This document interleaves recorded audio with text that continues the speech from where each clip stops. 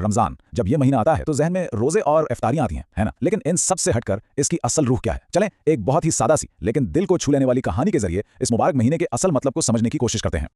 जरा आंखें बंद करके सोचें, एक बहुत पुरसुकून रात है, आसमान पर चांद अपनी नरम ठंडी रोशनी फैला रहा है और करीब की मस्जिद से तरावी की वो खूबसूरत आवाज़ फिजा में गूंज रही है। एक ऐसा माहौल जो हर तरफ सुकून और रूहानियत बिखेर रहा है। ये वो लम्हा है जब लगता है जैसे हर दिल खुदा से जुड़ गया हो। और इसी पुरसुकून माहौल में मस्जिद के सहन में एक नौजवान बैठा है, अली। उसके जहन में ना एक सवाल गर्दिश कर रहा है, एक ऐसा सवाल जो शायद हम सबके जहन में कभी ना कभी जरूर आता है। वो आसमान की तरफ देखता है और सोचता है, आखिर रमजान इतना खास क्यों है? ऐसा लगता है जैसे उसकी सोच ने ही उन्हें पुकार लिया हो। मस्जिद के इमाम साहब, जिनके चेहरे पर एक अजीब सा सुकून और आंखों में शफकत की चमक है, वो उसके पास आकर बैठ जाते हैं, जैसे वो जानते हो कि अली के दिल में क्या है और वो इसकी इल्म की प्यास बुझाने के लिए बिल्कुल तैयार हैं। इमाम साहब एक बहुत प्यारी सी मुस्कुराहट के साथ बताना शुरू करते हैं। वो कहते हैं कि रमजान बेटा वो महीना है जब अल्लाह हम पर अपनी खास रहमतें बरसाता है, और यही तो वो मुबारक महीना है जब कुरान पाक नाजिल हुआ, इंसानियत की रहनुमाई के लिए एक अनमोल तोहफा। सोचें, सिर्फ यही एक बात इस महीने को कितना बड़ा बना देती है।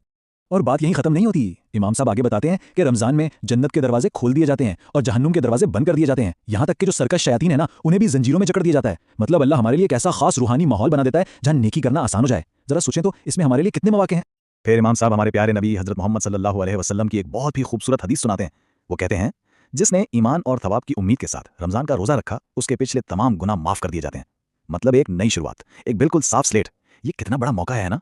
अली ये सब सुनकर बिल्कुल हैरान रह जाता है। उसकी आंखें जैसे खुली की खुली रह जाती हैं। उसके जहन में एक और सवाल उभरता है, एक ऐसा सवाल जो सीधा उसके ईमान से जुड़ा था। क्या क्या अल्लाह वाकई इतना ज्यादा मेहरबान है? इमाम साहब इसका जवाब एक ऐसी मिसाल से देते हैं जो सीधी दिल में उतर जाती है। वो कहते हैं कि अल्लाह अपने बंदों से 70 माओं से भी ज्यादा मोहब्बत करता है। 70 माएँ, क्या कोई इस मोहब्बत की गहराई का अंदाजा भी लगा सकता है? लेकिन देखें, रोज़ा सिर्फ भूखा प्यासा रहने का नाम नहीं है। इमाम साहब समझाते हैं कि रमज़ान तो जैसे एक ट्रेनिंग कैंप है। ये हमें सब्र सिखाता है, मेहरबानी करना सिखाता है, सच बोलना और गरीबों का ख्याल रखना सिखाता है। ये अपने दिल को साफ करने और अपने रब के, अल्लाह के और करीब आने का वक्त है। और बिल्कुल उसी वक्त जैसे कुदरत अली की इस नई समझ को आजमाना चाहती हो, मस्जिद के दरवाजे पर एक गरीब बच्चा आ खड़ा होता है। वो बहुत थका हुआ और भूखा लग रहा था, बिल्कुल वैसा ही जैसे इमाम साहब ने अभी अभी सिखाया था। अब सवाल ये था, अली क्या करेगा? अली एक लम्हे के लिए भी नहीं हिचकिचाता। वो फौरन उठता है और अपनी इफ्तारी इस बच्चे के साथ शेयर कर लेता है। ये एक छोटा सा अमल था, लेकिन ये बहुत कुछ कह गया। ये बता गया कि अली ने इमाम साहब की बात को सिर्फ सुना नहीं था, बल्कि समझ भी लिया था। ये देखकर इमाम साहब की आंखों में खुशी की एक चमक आ जाती है। वो कहते हैं, मेरे बच्चे, तुमने अभी अभी जो किया है ना, यही तो रमजान की असल रूह है, दूसरों के लिए आसानी पैदा करना।